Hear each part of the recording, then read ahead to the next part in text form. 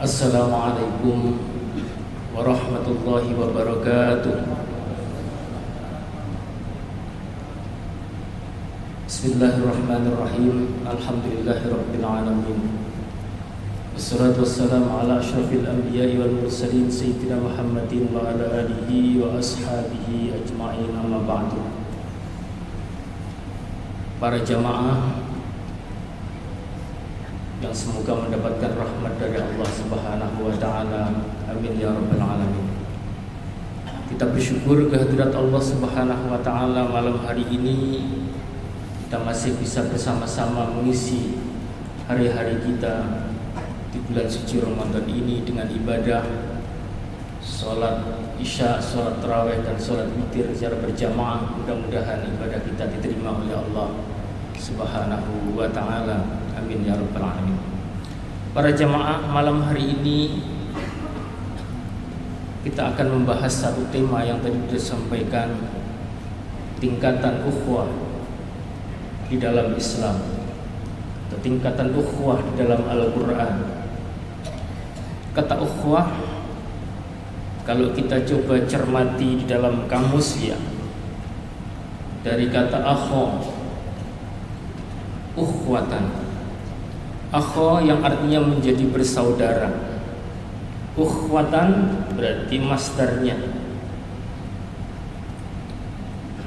Menurut Ibnu Manzur yang menulis Lisanul Arab, kata ukhwah itu sebenarnya awalnya ditinjau dari bahasa adalah kaitannya dengan kekerabatan dalam konteks nasab, ikatan persaudaraan yang bersifat biologis. Maka kita mengenal istilah akhun, artinya saudara laki-laki. Kemudian jamaknya ikhwan, jadi akhun menjadi ikhwan. Kemudian ukhtun, saudara perempuan, menjadi akhwat, sehingga kita mengenal istilah sehari-hari kita gunakan ikhwan wa akhwat. Kemudian kata ini di dalam Al-Quran dari hubungan yang bersifat kekerabatan dekat. Bila Allah digunakan untuk menyebut kekerabatan yang lebih jauh, saudara satu kaum. Sehingga Allah berfirman di dalam Al-Quran, misalnya surat Al-A'raf ayat 65, wa ila 'adin akhahum huda. Kepada kaum Ad Allah menugaskan saudara mereka Nabi Hud. Nabi Hud ditugaskan untuk menyampaikan pesan. Apa pesannya? Ya qaum ya'budullaha ma lakum min ilahin ghairi. Pesan Nabi Hud kepada kaumnya, yakni kaum Ad, mengajak kepada mereka untuk menyembah kepada Allah Subhanahu wa taala. Mengingatkan kepada mereka bahwa hakikat Tuhan yang sebenarnya, yang layak dan patut disembah dan boleh disembah itu hanya Allah. Hal yang sama juga disampaikan oleh Allah terkait dengan nabi yang lain, misalnya wa ila samud akhahum sholihah.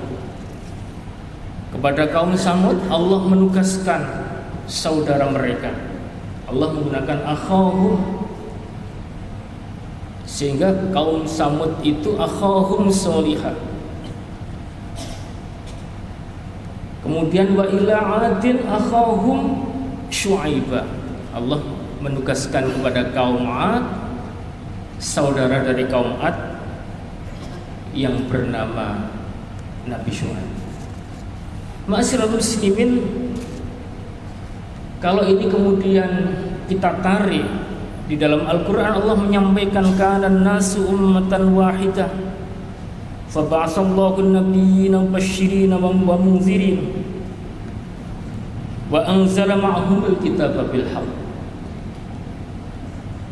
Artinya berangkat dari ayat ini, kalau kita perhatikan bahwa sesungguhnya manusia itu hakikatnya adalah satu. Kana nasu ummatan wahidah.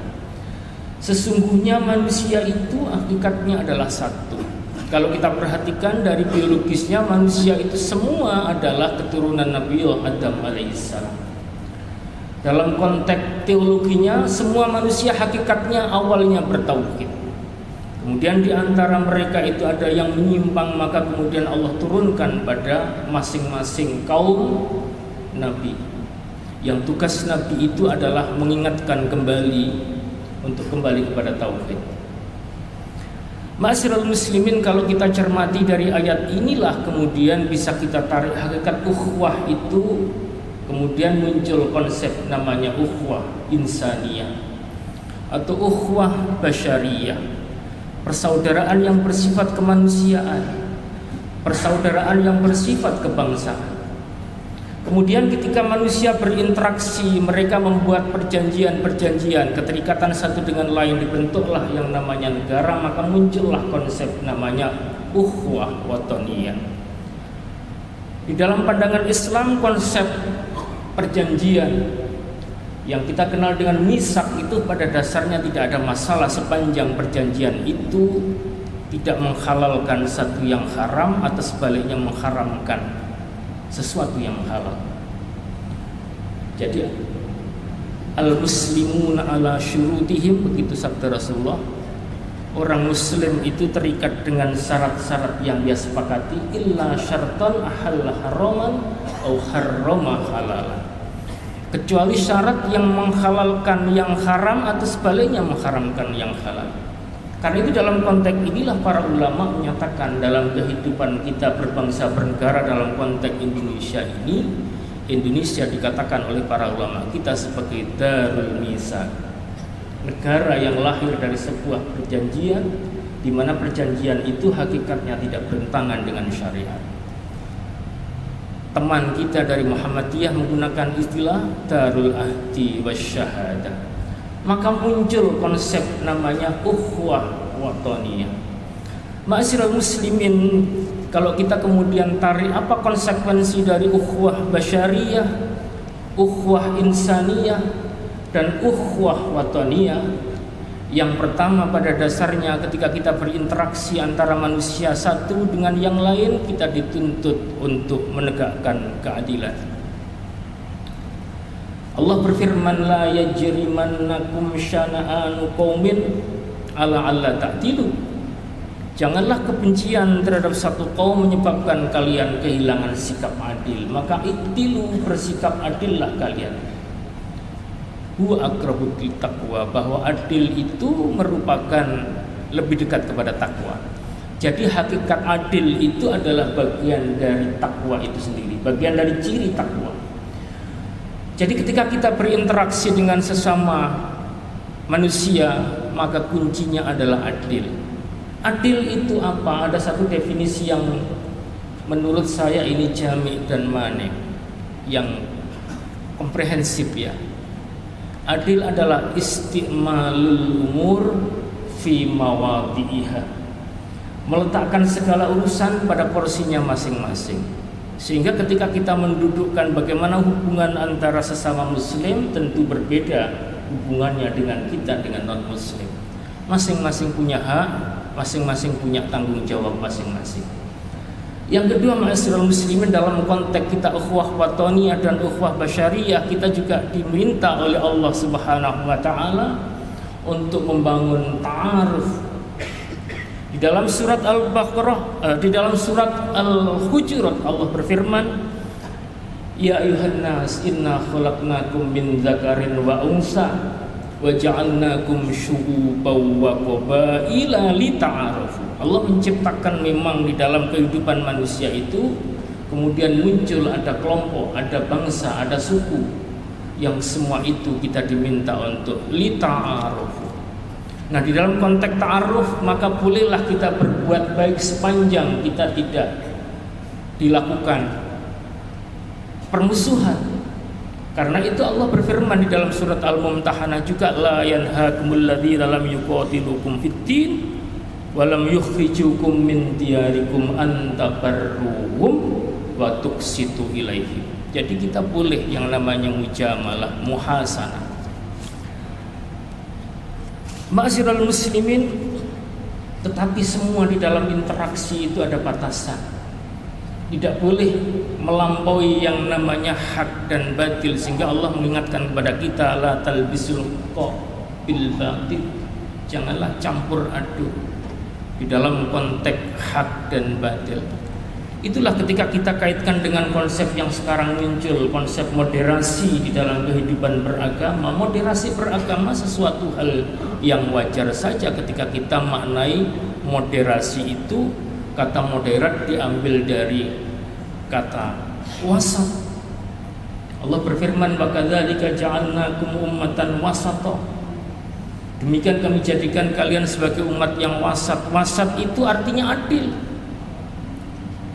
Jadi ketika kita diperintahkan untuk berinteraksi di dalam kehidupan antar umat beragama pun, konsepnya adalah kita harus bersikap la talbisul haqqo bil batil. Janganlah mencampur antara hak dan batil. Karena itu ketika kita bicara moderasi beragama, kecenderungannya tidak boleh kita bawa kemudian makna moderasi dimaknai sebagai pembenaran kepada pihak-pihak yang berbeda dengan kita. Inilah ma'asyiral muslimin ukhuwah dalam pengertian ketika kita tarik dalam konteks makna bahasa. Kemudian kita lanjutkan yang secara spesifik disebutkan oleh Allah di dalam Al-Quran adalah ukhuwah Islamiyah. Allah berfirman di dalam Al-Quran, "Innamal mu'minuna ikhwatun." Sesungguhnya orang-orang mukmin itu adalah bersaudara. Fa aslihu baina akhwaikum, maka damaikanlah. Ketika ada dua orang mukmin bertikai, ketika ada dua orang Islam saling bermusuhan, maka kewajiban kita adalah untuk mendamaikan. Allah pernah mengingatkan di masa Rasulullah sallallahu alaihi wasallam ada dua suku yang sebelumnya itu bermusuhan. Namanya suku Aus dan Khazraj. Suku ini sebelumnya adalah suka bertengkar terus. Tapi kemudian dua suku ini berbaiat kepada Rasulullah sallallahu alaihi wasallam. Jadilah mereka menjadi dua kelompok yang memeluk Islam. Tentu orang-orang kafir tidak suka dengan praktek bahwa mereka yang sebelumnya tidak rukun menjadi rukun. Apa yang terjadi? Orang-orang kafir kemudian menghembuskan permusuhan kepada mereka. Maka terbesitlah di antara kedua kelompok ini ada oknum-oknumna yang kembali ingin bermusuhan. Maka kemudian Allah mengingatkan kembali kepada mereka, "Wadhkuru nikmatallahi alaikum." Ingatlah nikmat Allah kepada kalian, in kuntum a'daan, ketika kalian dulu bermusuhan. Fa'allafa baina qulubikum, kemudian Allah mengikatkan di antara hati-hati kalian, fa asbahtum bi ni'matihi ikhwana. Jadilah dengan ikatan din, ikatan Islam ini Anda yang sebelumnya bermusuhan, maka jadilah bersaudara. Maka ma'asyiral muslimin, sesungguhnya persaudaraan adalah kenikmatan yang luar biasa. Implikasi dari persaudaraan Islam disebutkan dalam hadis Rasulullah sallallahu alaihi wasallam. Misalnya kita diperintah dalam konteks persaudaraan Islam, Rasul menggambarkan yasuddu ba'duhu ba'du. Kita harus saling mendukung, kita harus saling memperkuat, kita harus saling memperkokoh. Kemudian kita harus bangun sikap empati terhadap sesama muslim. Maka Rasulullah sallallahu alaihi wasallam menyampaikan di dalam sabdanya, la yu'minu ahadukum hatta yuhibba li akhihi ma yuhibbu li nafsi. Tidak sempurna iman. Rasul menggunakan bahasa la yu'minu, tetapi yang dimaksud kata la yu'minu ini artinya bukan tidak ada iman sama sekali. La yu'minu, tidak sempurna iman ahadukum, salah seorang di antara kalian, hatta yuhibba li akhihi ma yuhibbu li nafsi, sehingga dia mencintai untuk saudara sebagai mencintai untuk dirinya sendiri. Jadi ukhuwah Islamiyah ini konsekuensinya adalah kita harus ta'awun alal birri, bukan ta'awun alal ismi, yang kemudian saling memperkokoh, kemudian sikap empati. Maka Rasul menyampaikan, man lam yahtamma bi amril muslimin falaysa minhum. Dan ukhuwah Islamiyah tidak dibatasi oleh teritorial. Oleh sebab itu ketika hari-hari ini ada saudara kita di Palestina misalnya, maka menjadi kita dipertanyakan keislaman kita ketika kita sama sekali tidak pernah ada terbersit pikiran minimal mendoakan mereka. Dipertanyakan keislaman kita Maka Nabi menyampaikan, man lam yahtamma bi amril muslimin, siapa yang tidak mempedulikan terhadap urusan kaum muslimin, maka falaysa minhum, dipertanyakan apakah dia termasuk golongan mereka atau tidak. Ma'asyiral muslimin, satu lagi hak kita sesama muslim. Rasulullah sallallahu alaihi wasallam menyampaikan, man istaghfara lil mu'minina wal mu'minat kataballahu lahu bikulli mu'minin wal mu'minat hasanatan. Kita diminta untuk memohonkan ampun kepada kaum muslimin semuanya.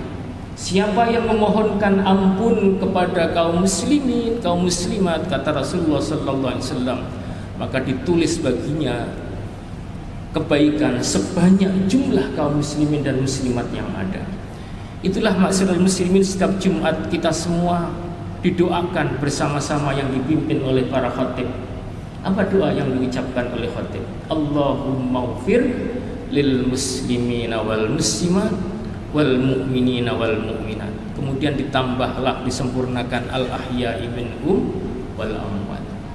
Jadi ketika seseorang itu kemudian terikat di dalam ikatan iman, seseorang kemudian mulai mengucapkan dua kalimat syahadat, berikrar bahwa sesungguhnya tidak ada Tuhan yang patut disembah kecuali Allah, dan kemudian diikuti dengan kepatuhan, ketaatan, dengan ikrar bahwa Rasulullah sallallahu alaihi wasallam itu adalah utusan Allah, sehingga harus kita patuhi tuntunannya.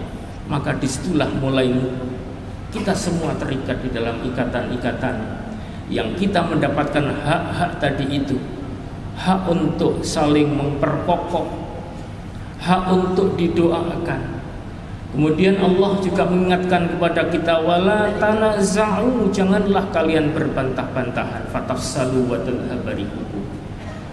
Mendiskusikan sesuatu hendaklah konsumsif, tetapi ketika kita terjebak di dalam bantah-bantahan yang tidak ada gunanya, itu justru akan melemahkan kaum muslimin. Inilah ma'asyiral muslimin, kalau kita perhatikan konsep ukhuwah di dalam Islam, yang sesungguhnya ukhuwah yang hakiki yang ditegaskan di dalam Al-Quran adalah ukhuwah Islamiyah. Tetapi karena kita ini adalah manusia yang hakikatnya berangkat dari unsur yang sama, berangkat dari asal yang sama, maka kita juga diperintahkan untuk saling ta'awun sesama manusia, tidak saling menzalimi satu dengan yang lain. Mudah-mudahan ini akan menambah pengetahuan kita semua. Mohon maaf di dalam penyajian ini bila ada yang tidak berkenan. Saya akhiri, billahi taufiq wal hidayah. Wassalamualaikum warahmatullahi wabarakatuh.